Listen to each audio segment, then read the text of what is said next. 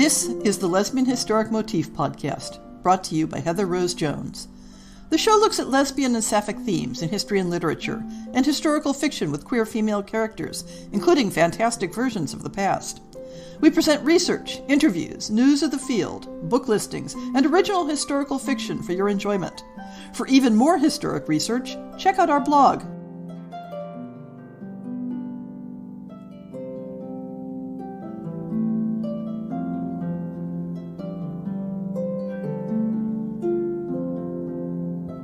I have a list of at least a dozen podcast essay topics waiting to be written, and that's not counting the series I plan about historical romance tropes. But they all require a significant amount of research and writing time. This month, my day job has been sucking up all my surplus energy, and I find myself in need of something I can write off the cuff, reusing some themes I've talked about individually. So I landed on the topic of single-sex communities and societies, and the myths and realities of homoeroticism that circle around them. Ideas about women's sexuality in women-only spaces have always been driven by the prevailing theories at the time about women's sexuality in general, and about motivations for same-sex erotics. Eras that consider erotic attractions to be inherently polymorphous, whether viewing that as good or bad, usually default to expecting women-only societies to encourage lesbian activity on the principle of, you do what's available. Eras that consider women to be inherently non-sexual beings will tend to predict that an all-female society will be celibate. Individual fictional examples, or imaginative expectations of real societies, may also be driven by prejudices and stereotypes. And, of course, real societies tend to be more varied and messy than the thought experiments people may create in fiction. Some of the literary examples I'll be discussing touch on the question of trans identities within the single-gender context. And I'll put this content note up front that historic examples of this theme are rarely handled in trans-friendly ways, particularly where they address sexuality. But what do we mean by all-woman societies? There's a wide sliding scale. At one extreme, we have fictional, one could almost say science-fictional examples, where men have in some way been entirely eliminated and reproduction is done by other means. At the opposite end of the scale would be cultures with a strong homosocial element, where the genders are not physically segregated, but the majority of socializing is segregated by gender. In the middle are institutions such as convents or schools that segregate the genders for part or all of a woman's life. There are physical segregation institutions, like the harem of Islamic societies, which existed in many different forms, but in general involved restricting the interaction of women with men outside immediate family members. And there are social organizations that women might participate in on a temporary basis while primarily living in a mixed-gender society. Outside of the science-fictional examples, these concepts rarely involve complete separation of the genders, or complete elimination of men. But across much of the scale, there might be a de facto separation of the genders in all but highly formalized circumstances. There is also a wide variety of depictions of sexual expectations within these communities, an entirely separate axis of variation from the community types. It can cover everything from, "What is this sex that you speak of?" all the way to, "Sex is what brings us together today." In between, there are many variations. The Planet of Women genre often takes a stance that might be characterized as, "I'm horny, but I don't know what for until men showed up." Up through the 18th century, a common attitude was, "I'm horny for pretty much anything, and if women are what's on the menu, that's cool." Sometimes you get, "I know we're supposed to be celibate, but we slip up." And especially in certain genres, the take seems to be, "We're in love. The rest is none of your business." So let's take a tour through ideas people in the past have had about women-only communities and societies, starting from the extreme end of the scale. We may think of concepts like a Planet of Women as being modern science-fictional concepts, but it's been an idea that authors have played with regularly over the centuries. The earliest envisioning of woman-only societies include classical myths such as the Amazons, or the followers of the goddess Diana.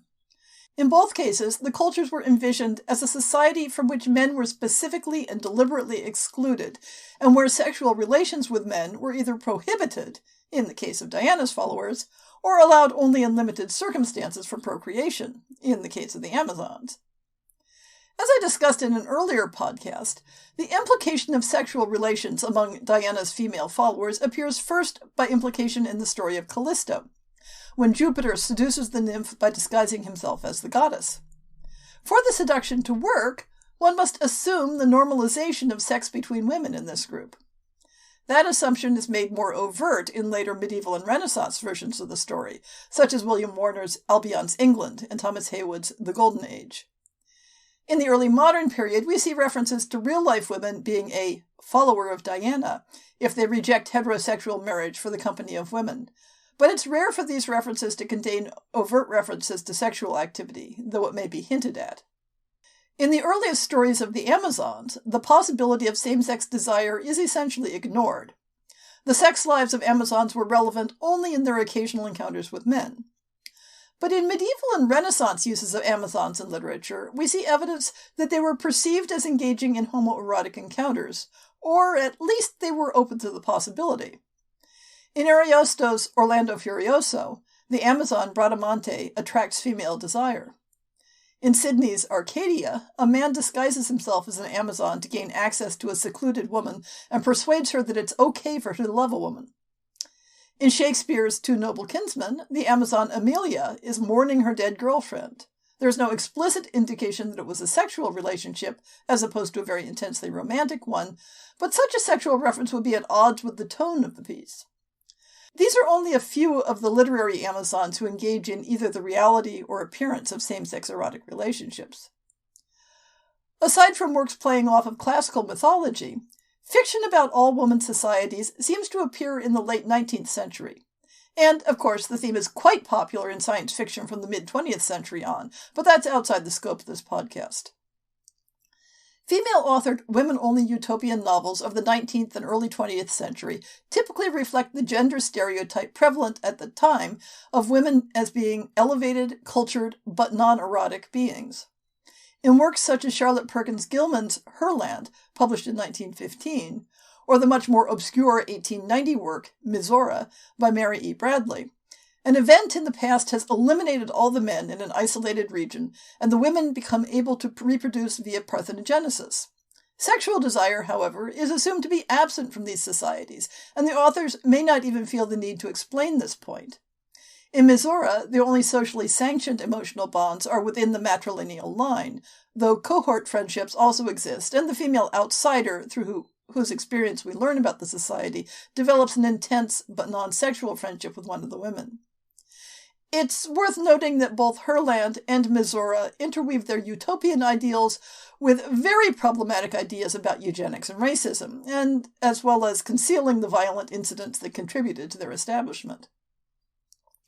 A utopian short story of 1905, Sultana's Dream, by Indian author Rokeya Sakhawat Hossain, follows a less extreme setup, where a past incident has resulted in an exchange of roles between men and women, with men being kept in seclusion and performing domestic labor, and only women living public lives, which has resulted in significant scientific and environmental improvements.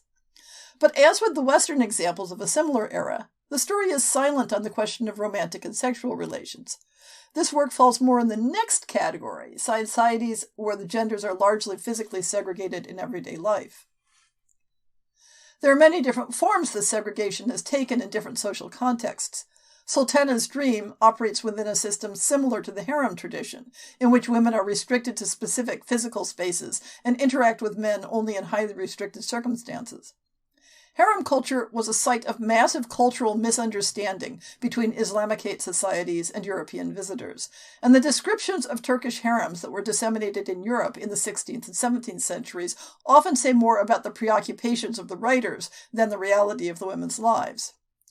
We know from Arabic writings of the medieval period and later that sexual activity between women in the harem could be considered an ordinary part of life, with medical theories about whether it was driven by situational opportunity or innate preference. No significant weight of morality was placed on such activities. but European writers interpreted both the realities and their fantasies about women of the harem through their own attitudes about both gender and sexuality. Male writers of the 16th and 17th centuries provided lurid accounts of sexual activity between women in the harem, attributing their excessive lust to the unavailability of men and to the erotic atmosphere of the bathhouses. Women were presumed to be sexually voracious, and if men were not present, they would satisfy themselves with each other. In contrast, Mary Wortley Montagu's early 18th century first-hand accounts of life in an Ottoman harem depict a more lightly sensual atmosphere. But Montagu was clearly aware of her readers' expectations when she writes about seeing, quote, not the least wanton smile or immodest gesture, unquote. And as a woman of the aristocracy writing for her female associates, she may have felt more constrained in her depiction. In a way, the closest analog in Western Europe for the gender dynamics of the harem is probably Catholic convents, another institution where women were restricted in their physical movements and limited in their interactions with outsiders to the community, although the overt motivation was different. The realities, myths, anxieties, and propaganda around lesbian activity in convents are complex. I did an entire podcast on the topic. To sum it up briefly, there is plenty of evidence that lesbian activity did occur between cloistered women, though how much or how widespread is difficult to know. There's also plenty of evidence that the church hierarchy thought segregated communities of women created a potential for disruptive romantic and sexual relations among the residents, though far less disruptive than the possibilities in a mixed-gender community would be. In addition to simple regulatory prohibitions on any sort of intimate attachments, which were considered to interfere with the focus on devotion, even aside from those that fell in the category of sin, often there would be logistical regulations to make sexual encounters more difficult. Sleeping clothed, not sharing beds, group dormitories with supervision. So while there was definitely a pop culture motif of the sex-starved nun who made do with women because men were excluded, we know that this motif was treated as a real hazard by the institutions themselves. But with the advent of Protestantism, another factor comes into play. Protestant movements had serious concerns about the sincerity of celibate communities in general, as well as hostility toward Catholic institutions in particular. This came out in new tropes about lesbian activity in convents, especially with the rise in pornographic literature in the 17th century. In general, this type of literature took the stance that lesbianism in convents was driven not only by situational opportunity, but from belief that gender segregation itself was inherently perverse. Note that these themes are spread around at the same time that stories of Turkish harems are being spread. Some of the same concerns were expressed about non-cloistered women's communities, which often had a religious purpose, but were not necessarily under hierarchical authority, such as the Beguines and some independent women's communities in Italy. With these, concerns about situational desire among all women groups were bolstered by anxiety about women who were not under the administrative control of men. With regard to sex, this anxiety came out around both the possibility that unsupervised groups of women were enjoying sexual encounters with men, and that women in groups might be having sex with each other. The evidence around these non-cloistered communities rarely documents anything more than intense emotional bonds and romantic pairings. Gender-segregated institutions may come and go in prevalence and may be only a temporary opportunity, such as girls' boarding schools. Although institutions intended to educate girls were being founded as early as the 17th century, the heyday of the girls' boarding school, and the resulting social dynamics, came in the mid-18th through 19th centuries. Within a community where adolescent girls were separated from their families to become part of a relatively self-contained educational community, there evolved a normalized expectation that the students would form romantic friendships that often had an obvious erotic component and paralleled the elements of heterosexual courtship. Administrative and community reactions to these relationships were largely positive and supportive until around the turn of the 20th century, when psychological theories of homosexuality began to be applied to social dynamics. One could view these bonds as entirely driven by situational availability, but there was also a cultural element, with new students learning the rituals and expectations from the existing culture. The faculty at such institutions, typically also all-female, formed a different layer in these women-only institutions, and in the 19th century they engaged in romantic and/or erotic relationships often enough that such pairings were called Wellesley marriages, after a popular women's college. For these adult relationships, in addition to the simple availability of female bonds on a day-to-day basis, looking outside the female community for relationships often meant losing one's teaching job. This type of voluntary creation of an all-female community existed in other forms, especially in works of fiction. As is typical for literary depictions, the consequences of such communities for their romantic lives tends to follow the romantic tropes expected by the author's audience.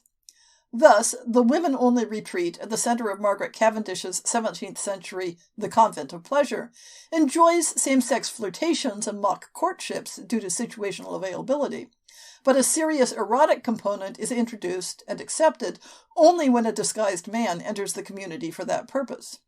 The women are shown as being hesitantly receptive to same-sex erotics, but the audience is assured that the reality is missing.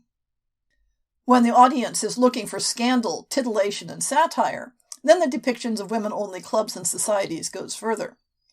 De la Riviere Manley's New Atalantis satirizes certain movements and figures in late 17th century England with a broad brush, but the example we're interested in here is her New Cabal, a fictional society of women who pair off with vows of eternal love and a rejection of men.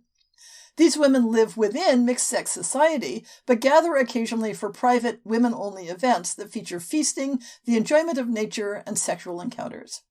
This is no longer a matter of situational restriction of the available partners, but the active creation of a segregated organization for the purpose of enjoying same-sex erotics. A similar organization, with a similar purpose, though described in more pornographic terms, is the fictional late 18th century Annandrine Society. This Masonic-like club cloaked its sexual activities in pseudo-classical ritual, while the sexual encounters of the New Cabal are still described with a certain amount of circumspection and innuendo, while being obvious to the reader. Audience tastes and the target readership for work describing the Annandrine Society a century later were accustomed to more explicit descriptions.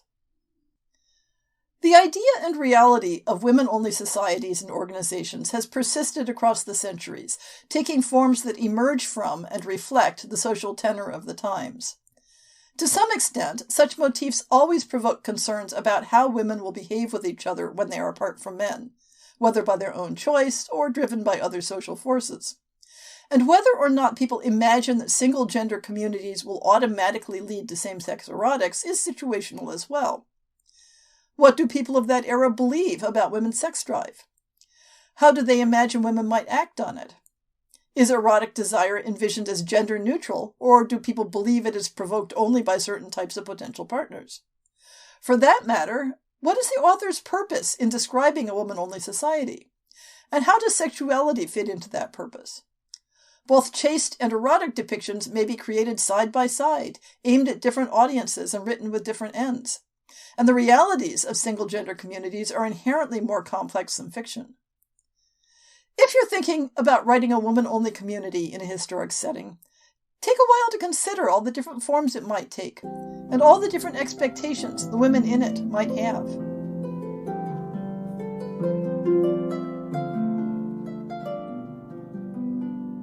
I hope you've enjoyed this episode of the Lesbian Historic Motif Podcast. See the show notes for links to people and topics. Most shows will have a transcript linked as well. If you have a book announcement, a topic suggestion, or might like to appear on the show, please drop me an email. If you enjoyed this podcast, please rate it and subscribe on your favorite podcast app, and consider supporting our Patreon.